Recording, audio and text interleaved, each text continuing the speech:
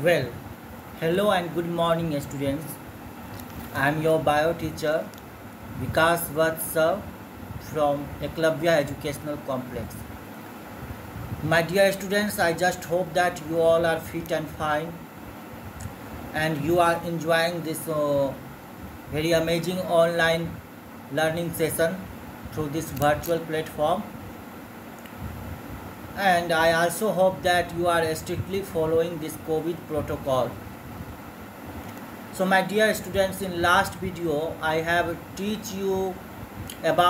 explained you about the respiration and along with their associated terms. In this video I am going to explain about what are the different types of respiration. So my dear students, there are two different types of respiration.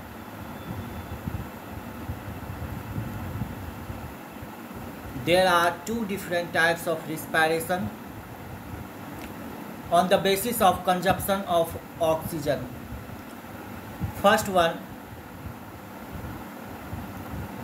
aerobic respiration, and second one, anaerobic respiration.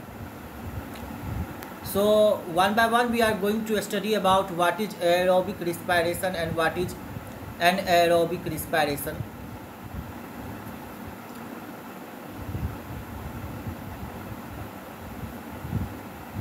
So my dear students, aerobic respiration is a such type of respiration in which oxygen is being utilized, and such type of respiration is known as aerobic respiration. And the equation of aerobic respiration is C6H12O6 plus 6O2, that gives 6CO2 plus 6H2O plus 36 or 38 ATP. You have seen in your textbook as well as in various places that 36 or 38 ATP are being mentioned. So what is the meaning of that? 36, either we have to assume 36 or 38. So we are totally confused. No, I am here to take you out from that confusion. In our normal body cells, 36 ATP are being utilized, and in all the vital organ cells like brain, kidney and heart, 38 ATP are being utilized. That's why it is written in the form of 36/38 ATP. So this is all about aerobic respiration, and it is a multi-step complex oxidative breakdown of respiratory substrate into carbon dioxide, water with 36 as well as 38 ATP, and it takes place in the presence of oxygen, and it yields maximum amount of energy. So this is all about, my dear students, aerobic respiration, and here beautiful picture I am going to show you about this aerobic respiration in this video. Next, second type of respiration is known as anaerobic respiration. So what happens in anaerobic respiration? Here the breakdown of glucose takes place in the absence of oxygen, and no doubt glucose will get breakdown to form alcohol, and such type of anaerobic respiration takes place in the primitive type of organisms like yeast, bacteria, etc. Even yeast is doing fermentation, and that fermentation is a type of anaerobic respiration. In human beings, this anaerobic respiration also takes place in our muscle cells. So one by one we are going to study what is fermentation and what is this anaerobic respiration in muscle cells. So in fermentation, what happens? In the presence of yeast, glucose will break down as usual in the absence of oxygen to produce or to form ethyl alcohol. and this process is known as fermentation. And what happened in muscle cells about this anaerobic respiration means, in our muscle cell, when we are doing heavy exercise or heavy work, the consumption of oxygen is more in our body cells or in our muscle cell. So if the requirement of oxygen will not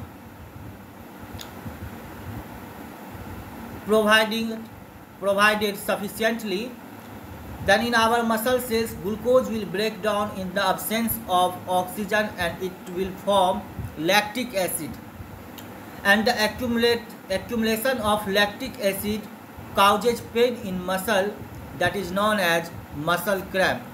So in our human body, anaerobic type of respiration, sometimes it occurs in our muscle cell due to heavy exercise, and this heavy exercise and heavy work load requires more oxygen, and if the supply of oxygen is not sufficiently in our muscle cells, then the respiratory substrate in the form of glucose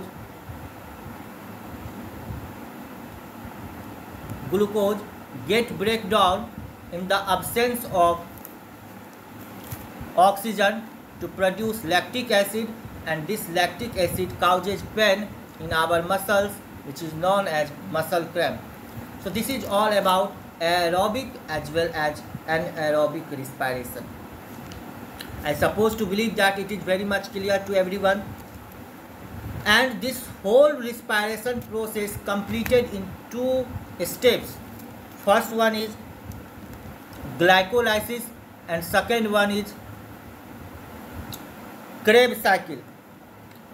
So what happens in glycolysis means a series of reactions by which one glucose molecule is broken into 2 pyruvic acid with the formation of 2 ATP, and it takes place in the cytoplasm of cell. And this pyruvic acid is 3 carbon compound, and when we are going to see the structure of pyruvic acid, so after seeing the structure, the other name of this pyruvic acid is ketonic carboxylic acid. And my dear student, it is the first step in both aerobic as well as anaerobic respiration. It takes place in the cytoplasm of cell. Here the glucose is converted into 3 carbon compound, which is known as pyruvic acid or pyruvate. And this glycolysis is common in both aerobic as well as anaerobic respiration. Now second thing we are going to study about Krebs cycle. So what happens in Krebs cycle means, here pyruvic acid enters into mitochondria and undergoes oxidative decarboxylation. Oxidative decarboxylation means removal of this carbon dioxide in the presence of oxygen is known as oxidative decarboxylation. And here pyruvic acid undergoes for oxidative decarboxylation to produce acetyl coenzyme A, which is 2 carbon compound along with carbon dioxide and NADH2. After that, in Krebs cycle, acetyl coenzyme A enters in a series of cyclic process and it reduced into carbon dioxide and H2O with energy, that means 36 or 38 energy, and it is also known as, my dear student, citric acid cycle. So after this Krebs cycle, 36 or 38 ATP are being formed and it takes place in mitochondria, and I already teach you in class 9th about the cell chapter. That's why the mitochondria is known as powerhouse of the cell.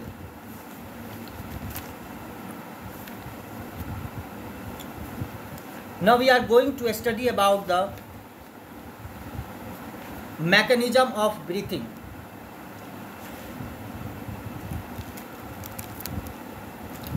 During inhalation, the diaphragm moves down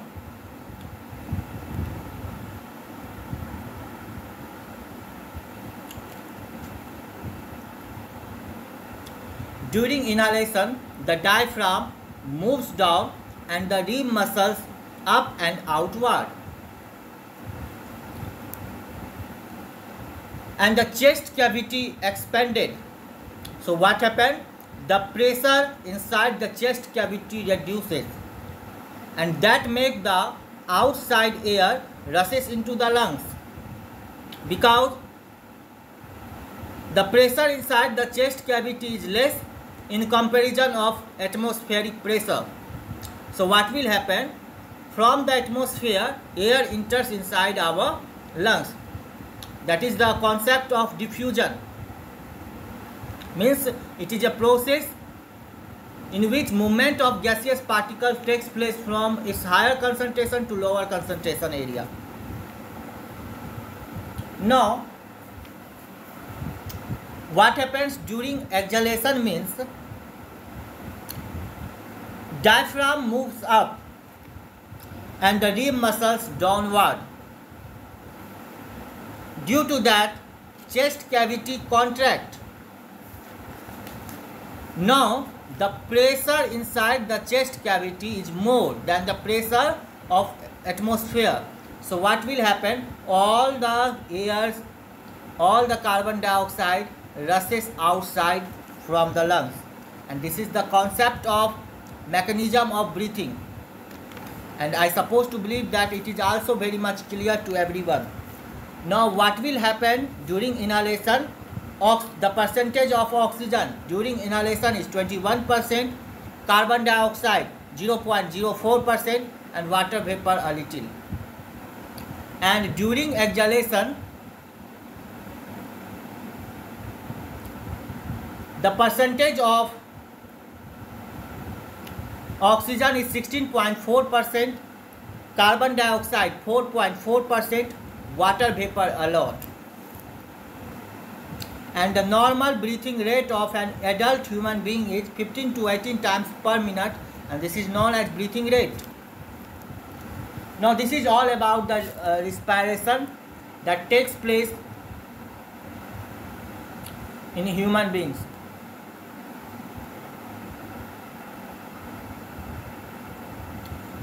Now I am going to teach you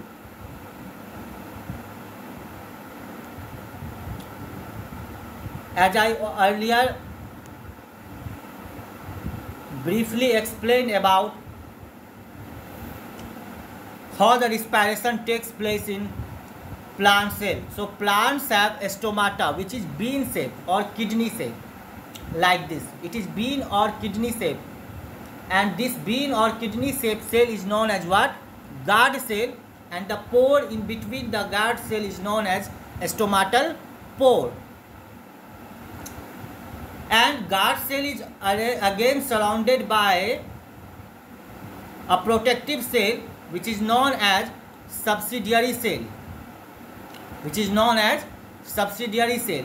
and in between the pore is there, that is known as stomatal pore, and the opening and closing of this stomatal pore depends upon the contraction and relaxation of guard cell, and through that stomatal pore gaseous exchange takes place, as well as transpiration also occurs. But we are not dealing with transpiration, we are only talking about how gaseous exchange takes place in plants. So through that stomatal pore, gaseous exchange takes place during two processes. One is breathing, second one is photosynthesis.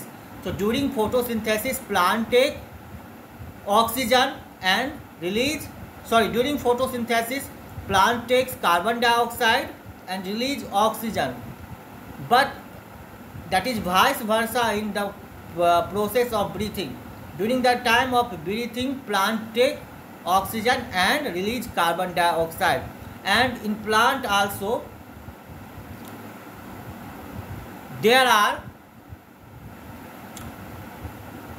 their general body surfaces through which also breathing occurs. So in such a way, respiration or this breathing takes place in plants as well as in animal, and it is the only process, respiration is the only process through which human body is gaining the energy. As we already know, if we want electricity, so there are different medium for obtaining the electricity, like we are obtaining hydroelectricity, we are obtaining nuclear electricity, we are obtaining wind electricity, we are obtaining solar electricity.